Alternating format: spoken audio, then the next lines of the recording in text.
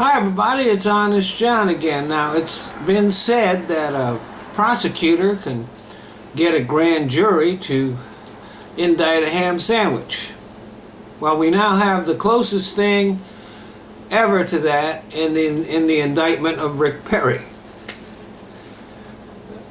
When District Attorney Rosemary Lemberg was convicted of DWI, Perry threatened to veto funds for the State Public Integrity Division unless Lemberg, a Democrat, resigned, which she refused to do. Now, there's no doubt that, getting convicted of DWI certainly calls into question her judgment and her fitness for the job.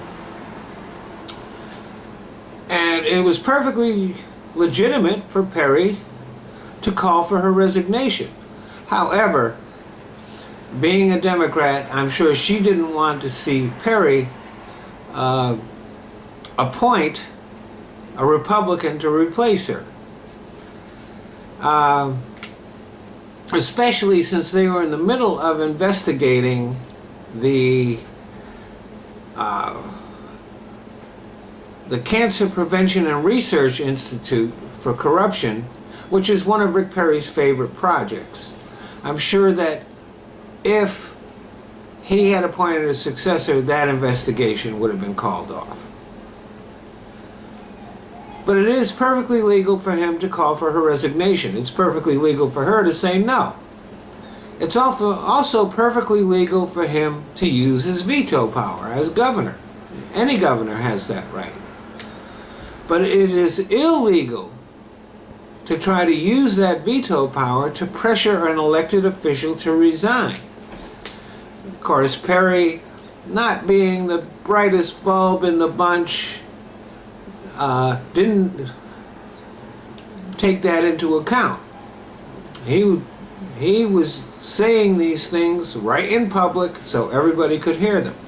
So when he did use his veto power, he found himself on the wrong side of the law. An ethics complaint was filed, and Perry has been indicted. He's going to have to go in, get his mugshot taken, be fingerprinted, and that will be as embarrassing to him as Rosemary Lemberg's DWI conviction was to her, I'm sure.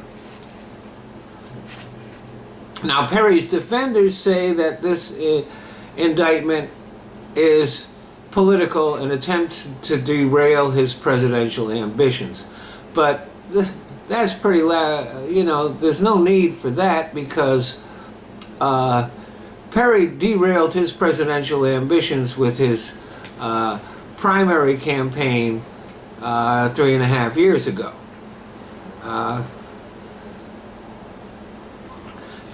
He's certainly no threat to Hillary Clinton, and he's no threat to even the rest of the Republican field.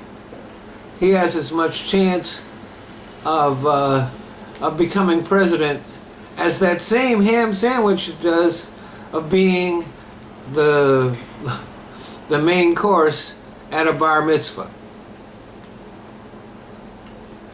So his claim that they're trying to derail his presidential ambitions is as laughable as his entire political career. Now, if convicted, Perry faces up to 109 years in prison, which would be really hard for him since he can't count past 2. Thanks for listening.